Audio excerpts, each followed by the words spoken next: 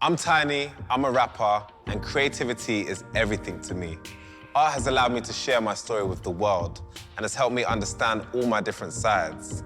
And this is Extraordinary Portraits, where I bring people with inspiring stories. First thing that went to my mind just got to get him out of there. The crocodile dragged me under the water. And teamed them up with some of the most talented artists in the UK. You just be you, Patrick. To create a series of one-off portraits that reflects modern-day Britain in all its glory. Perfect. Yay! Portraits have always shown us the heroes of history and who has the power or the money to end up on a gallery wall. I want to find the new heroes to hang on our walls. Oh, my goodness. I'm excited to introduce my sitters to the artists I've chosen to create their extraordinary portraits. Oh my God! Wow! It's amazing. My breath has actually been taken away. I think you've done a perfect job of capturing it. Look at this, honey, and see, how beautiful you are.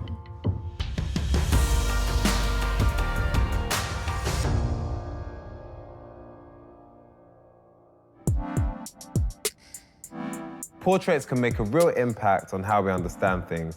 They can change hearts and minds, provoke emotion, or elevate someone or their story.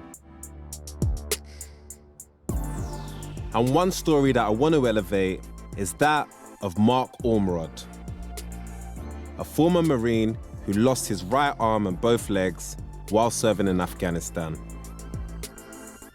Since his recovery, Mark has become an inspiration to thousands, taking part in phenomenal physical challenges to raise money and awareness for military and mental health charity. Capturing his unique story is a big task, but I think I've got the perfect artist for the job. I think the only thing that I would say I'd like to stay away from is being painted to look like a victim. It's not about that for me. It's about overcoming adversity, more of a victor than a victim. Capturing Mark's remarkable story is going to be a challenge, which is why I'm super excited that Thomas Croft will be joining me today. I, just like the rest of the nation, was moved by his amazing project, Portraits for NHS Heroes, which led to many artists doing portraits of NHS workers for free and became a global phenomenon. Thomas Croft is a classically trained portrait artist, but he sees himself as more of a storyteller and people watcher. He creates portraits that are revealing and honest. Mr. Thomas Croft. Tiny. How are you, mate? Very good, mate. Nice to see you. Yeah, good. Nice to see you too. Like the BFG. It's true. I'm really happy that you could join me on this mission. To me, portraiture is kind of the art of storytelling. What inspired the project that you did, which was, Portraits for NHS Heroes? How did that all come about? I had a mate who was a doctor friend, and, he lost 6 people on one shift. It was brutal. And so I wanted to do something very personal for an NHS worker that I didn't know. And so I put a post out on social media and I said, look, I'm offering a free portrait to the first NHS key worker to contact me. And a lovely nurse working in Manchester Royal Infirmary called Harriet had COVID and was just going back in for a week of night shifts. So just a legend, right? She sent me a photograph and she's trying on her PPE gear for the first time. And she was putting her hand up to wave in the picture to her mum. And I just thought that hand waving looked like she could also be saying, like, social distance, right? Wait there. It was just had this dual meaning to it that I found was really deep. And then I suggested that other artists out there might like to offer a free portrait too. And I was blown away by the fact that we can now say over 14,000 portraits were produced. I just want to say more power to you for starting something that had such an amazing ripple effect and footprint and just resonated around the UK and the world. We're very much on the same page in regards to celebrating heroes. And for me, this person's story is that of a hero. And I'm really excited for you to meet them. So can I go and bring them in? I can't wait. Yeah? Yeah.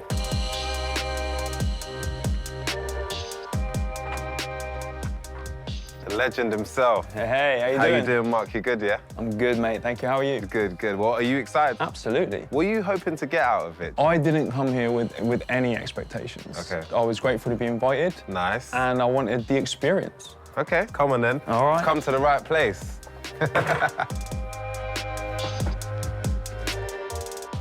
Thomas, meet Mark. Mark. How you doing, mate? You all right? Absolute honour to meet you, mate. You too, you too. Thank you. Yeah. Have a seat.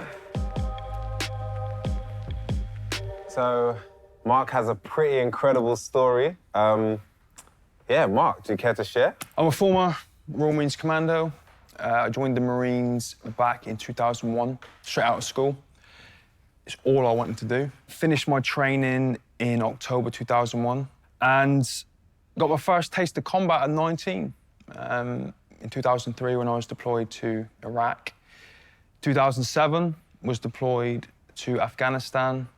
And then halfway through that tour, I was out on a routine patrol Christmas Eve. And on the way back into the camp that we were working out of, I stood on and detonated an improvised explosive device. Right. Wow. When something like that happens, and it's as traumatic as that, what do you actually like remember of it? I remember the entire thing, from the device exploding, the evacuation to save me, the medic working on me, and then the last thing I remember is this Chinook helicopter coming down. I remember the exhaust, the heat from it beating down on me because I was lying in the back of a vehicle that had evacuated me. And then as the tailgate dropped, that was it. I blacked out, and that was the last thing I remember until 4 days later, waking up in hospital. The medic got to me very quickly, put tourniquets on my 3 limbs, gave me some pain relief. It was pretty graphic. You know, I had to, like, I hope you don't mind me saying this, but I had to pick my foot up off the floor and put it on my stomach. When they put me on the back of the helicopter and I showed no signs of life, even though they thought I was dead, they said that my eye flared, which meant my heart was beating. So he then alerted some of the rest of the crew, and they came back to me. So the medics on the back made some very courageous, snap decisions, and they decided to drill into my hip. One from the front, one from the back. They put the intravenous lines in, and they said within about 3 minutes, I was taking on board fluids, I was awake, I was responsive. Then the surgeons that were working in that field hospital had a look at the damage that had been done and decided that for me to live and survive, they'd have to take off both my legs above the knee and my right arm above the elbow. So they did that in a tent in Afghanistan, flew me back home, and I got there about 4 o'clock in the morning on Christmas Day. So about 3 weeks, maybe 3.5 weeks into my initial recovery, a gentleman knocked on my door, and he introduced himself to me as the UK's leading medical professional in the field of amputations. And he said, very matter-of-factly, Mark, you need to start mentally preparing yourself for the rest of your life in a wheelchair. That's the only time in my life when I've ever contemplated suicide, you know, because I didn't really want to hear that. And all I could do was sit in my room, lie in a bed with tubes in me, thinking. I heard somewhere that you were one of the first triple amputees in the UK. The first to survive. Phenomenal. That is crazy. When you go through Royal Marines training, you've got to be the elite at everything. So when I went to rehab, I thought I'm going to go in there and live up to those standards and show everybody that it's not just about going through military training, it's life. These standards and these values apply to life too. So I'm just going to put them on rehab and push through as hard and as fast as I can. I've seen some things on the news where you've achieved some truly extraordinary things, haven't you? You've raised a ton of money for charity, am I right in thinking that? In 2010, literally as I was discharged from the military, me and some friends ran across America from New York to LA. Wow. 3,500 miles Wow. over 63 days, which was a crazy adventure. 2 years after that, we got on our bikes. I've got a specially adapted hand bike, and we went around the entire country anti-clockwise, 3,200 miles, I think. And in between, I did a bunch of things which I thought were kind of cool, like, you know, skydiving, wing walking, bungee jumping, just those short, sharp, but... I could never do skydiving, you know. Could you do it? No chance. No chance, bro. I'm not on chance. it, mate. It's fun. Maybe we'll do a joint fundraiser. You guys can get over your fears. Sorry, I can't stay. Mate, they better be giving us all the money to get us to do that. So why is being physically active so important to you? The link between physical wellness and mental wellness is undeniable. Even though you may not want to do it in the beginning, when you come out at the end, you feel amazing. Always. That sets me up for the day, you know, and keeps me feeling strong and powerful. So, Tom, such an incredible, inspiring story. How is it affecting the creative juices? What are you starting to think about? My first thing is to say thank you for your service and everything that you've done in the past and, you know, what you continue to do. You're so inspiring. I kind of feel we have to show all of you, would that be fair? And that we should include all that you are, because it's such a pivotal part of your story. Yeah, absolutely. You know, I think these are a powerful visual aid. So tell me about life for you now. Life's good, mate. I'm very fortunate all my kids are healthy and happy and go lucky and out there. So they keep me busy when I'm not working. I feel very blessed with how life's turned out for me. Amazing. Well, there's so many fascinating possibilities as to how this could go. I'm definitely going to be checking in. So I'll leave you guys to it and hopefully see you guys soon. All right, man. Thank you you so much, Tony. No, pleasure, guys, man. Take care, man. I feel like that was an incredible, real, honest conversation. Two men from two different lives, two different worlds, sharing their experience. What really surprises me about someone like Mark is he hasn't let his trauma get the better of him, and he's not here telling anybody a sad story. In fact, he's telling us a motivational one, and I can't wait to see how that's portrayed on a portrait. So I don't know what it's gonna be, but I know that something amazing is gonna happen. I found it quite humbling to sit there with a man who's willing to give up his time and his clear expertise and talent to paint me. You know, it's a humbling experience. So I've told my family as much as I know about this, and they are, I think, equally as excited. And that's the part I'm really looking forward to, I think, is when, you know, Tom gets to meet my family get to be more a part of the experience, and it's something that we can share, you know, together. So I was quite apprehensive before this whole experience because I didn't know who I was going to get to paint. So it's been really exciting, really fascinating, but above all, I'm so kind of inspired and buzzing to get on with the portrait.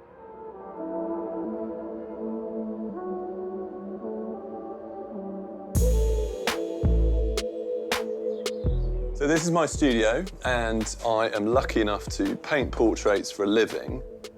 It is a real privilege to be asked to kind of capture somebody and preserve them.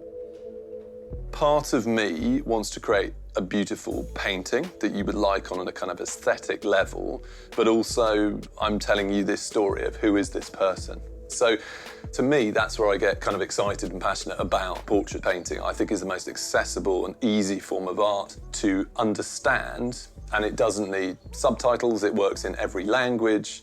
Yeah, I love it.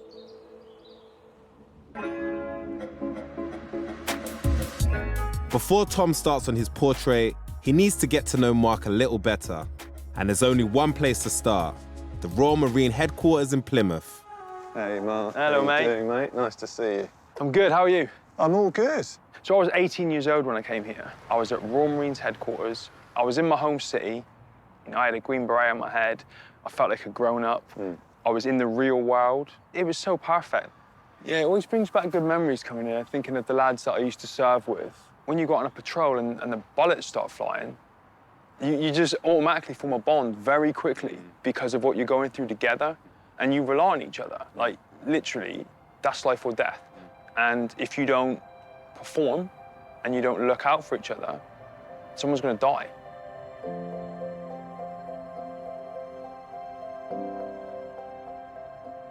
What an incredible view. This is Stonehouse Barracks Memorial Garden. Every unit has one to pay respects to people that have been killed in conflicts gone by. Come up here sometimes just to get away from it all. This bench is quite significant as well. It's in memory of called with Damien Mulvihill, so he was a friend of mine. He was on the same tour as me, and he came home on R&R, and he rang me, and I didn't answer that call. I was in no fit state to talk to anybody. So, you know, he left a voicemail, I listened to it. I never called him back because I didn't really want to see anybody. And then when he went back after R&R, he was injured as well by an IED, but he didn't make it. He was killed out there. You know, to come here and have history from Iraq and a memorial bench to my friend from Afghanistan, it's quite a special place. It's one of the things that keeps you going is the gratitude that, you know, I managed to get through it and I'm still alive. Yeah, I think it's been a tricky couple of years for everybody, and I've had a couple of, you know, significant losses, and it's, I think a place like this is, yeah, it just feels very kind of appropriate. I think that's what places like this are for, you know? As well as reflection, it's almost a way to let go, I guess, you know, and just let it out. I like to be quite open and raw and vulnerable, and I think that will, I hope that will help Tom with doing the painting. You know, now he's got it up here a little bit more about who I am and me, that he can really just express that on the canvas, and you know, I've got very high hopes. The real sort of thing that resonates with me today is his mental strength, and I think that's the mindset that perhaps he's accumulated during his time in the Royal Marines and taken it on into his further life. And that's the real feeling I want to get through his eyes, through this portrait. So it may actually end up changing the composition slightly of what I was thinking before.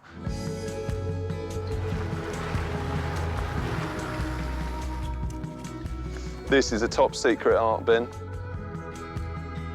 Mark's family are a huge part of his life, and Tom wants them to be involved in the process. I thought it might be quite fun to get a load of colours and we can make a right old mess, okay? We're gonna pick, doesn't matter where you put it, it doesn't matter how you put it on, you can flick it, and then I'm gonna paint Mark over the top of your background. Your beret, when you wore it, is about that kind of green. Yeah. To me, that's got an importance to it, right? In a nod to that, I just wanted if your kids could just move a bit of green paint around on the canvas. I mean, effectively, it's a piece of green cloth, right? But it's the significance that you attach to what it took to achieve it, which is what makes it so special. It's no different in my mind to like a gold medal in the Olympics. Yeah. Because you work hard, you sacrifice, and then when you finally get your hands on it, you just sit there, reflect on the journey you've been on and think to yourself, I did it. Okay, so should we try some other colours now? I like yellow. Do we have yellow? This is great. That's you see, amazing. we're slowly building it up. I'm doing lots of hearts because I love my daddy. Perfect. As someone who's not an artist, I'm like, how are you going to turn this into a portrait or paint a portrait on top of this? I like the idea that it's unpredictable. Brilliant work. That's the beginning of your portrait, Mark. The next step is I want to take a lot of pictures of you. From that, I'll make a bunch of sketches. All right.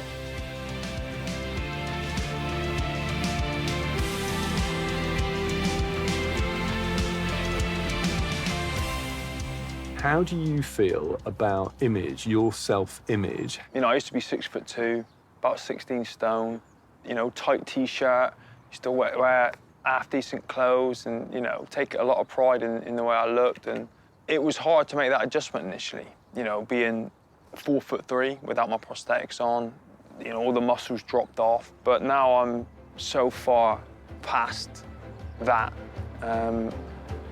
Just got a different mindset about it all. Just press their faces. Okay, great. There's the heroic Mark that we all see and know, and I wanted to get kind of beneath the skin a little bit and actually find out who is he as a man, and I think, hopefully, I found that out today.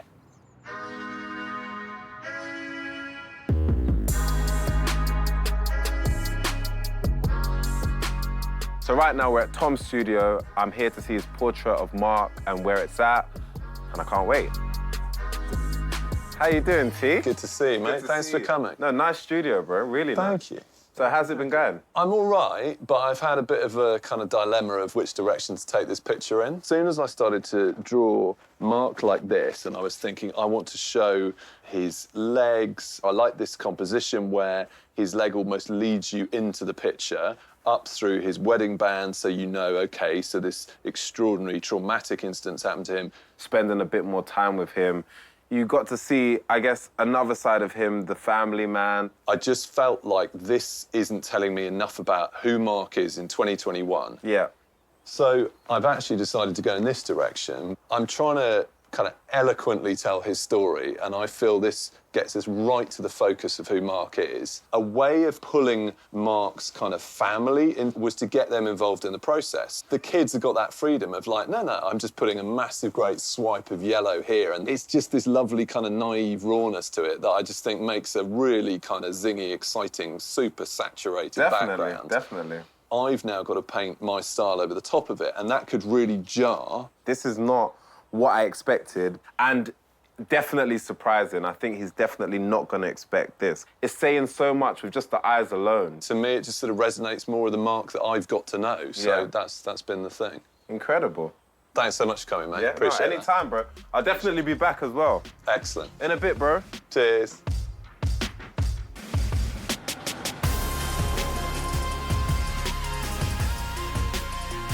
A month on, Mark is back to see his portrait for the first time. He's brought his family with him for the big reveal. How you doing, T? Good to see you, Tiny. Really good. Good. I like the red velvet. Thank you. Thought I'd go for a theatrical reveal. Nice touch. Very posh. Yeah. How are you feeling? I always get a bit tense before a reveal because I really want the subject to like it. The longer it's there, the temptation is to overwork it. So I had to just kind of leave it and accept that this is, I think, what I wanted to do and how I wanted to describe Mark. So yeah, we'll see. I'm excited to see. Oh, well, let's get into it. Yeah? Let's get on with it. Excellent. Awesome. What are you hoping for in terms of, like, reaction? I'm really hoping, A, that they feel it looks like Mark. That's a good start. Yeah, but then good. I hope, as with all portraitists, you want to go beyond just surface level. And I really hope I've kind of caught who Mark is as a kind of human being, really. So quite a deep kind of psychological kind of study of who he is today. So captured some of his essence, essentially. Precisely. Nice, OK. So with that being said, I think Mark and his family are literally behind that door. Should we bring them through? Let's do it. All right.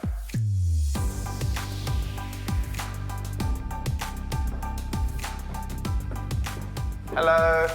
Hi. Hi, hello. How you doing, Mark? I'm good, mate. How are you? Good? Yeah, I'm excited. Yeah. So who do we have here, then? At the front, in the pink, we have Evelyn. Evelyn. This is Mason. Hi, Mason. My wife, Becky. Hi, Becky. So, Mark, what was the process like?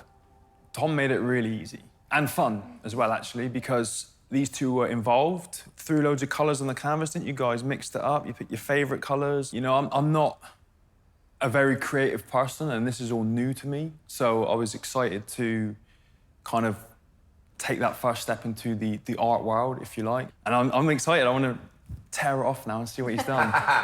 So, Becky, how are you feeling, and how has this whole experience been for you? Yeah, it's been good fun because we've been able to do it as a family.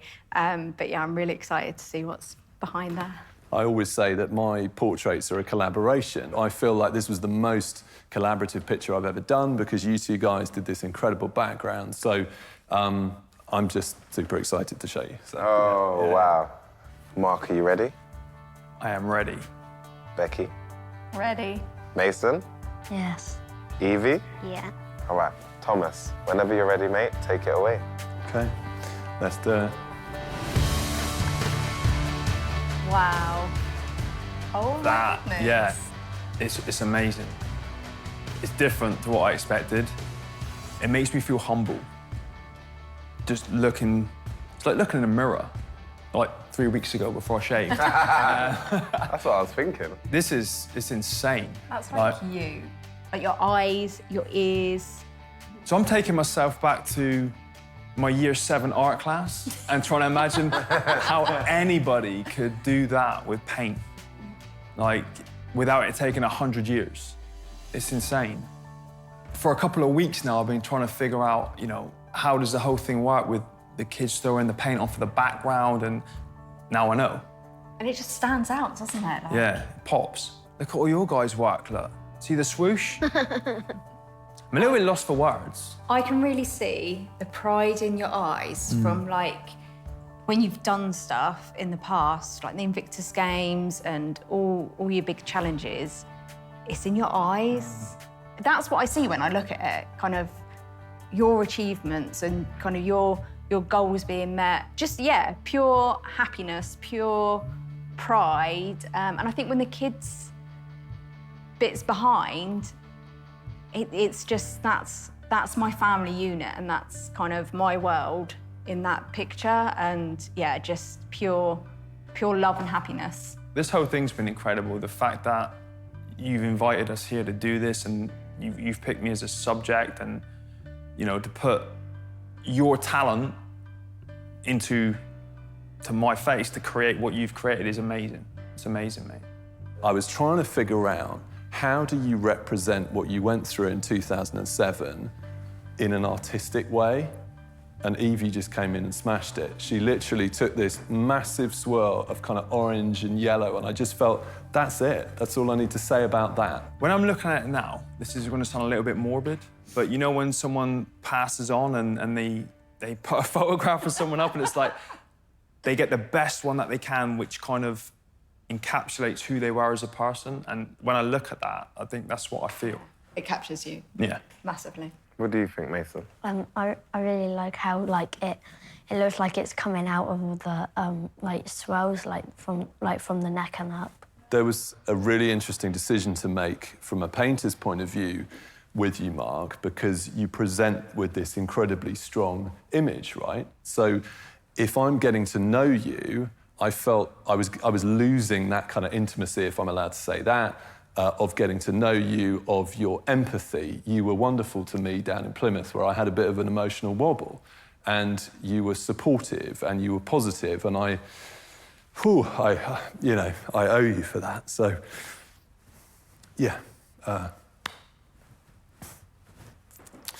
it means a lot to me, this painting. Yeah, it was quite an emotional time, you know, where we were and what we were talking about.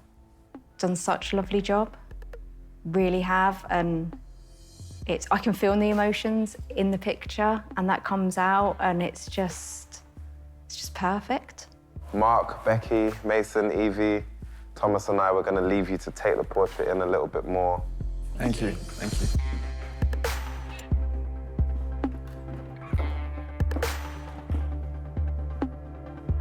It looks different when you get up close, doesn't it? It's really cool, because back then the colours, yeah. I feel like the challenge for Thomas was a little bit harder than the rest of the artists. There's so many elements to Mark, there's so many layers, and so trying to find that perfect way to depict him must have been incredibly difficult, but the reaction on everyone's face and the emotion that I felt in the room was priceless. I always felt like the contribution from Mason and from Evie was almost like a celebration. It was an explosion of color which was chaotic, but at the same time, triumphant. To me, it showed someone who had overcome adversity in one of the greatest ways possible, and someone whose life is filled with so much light and color now.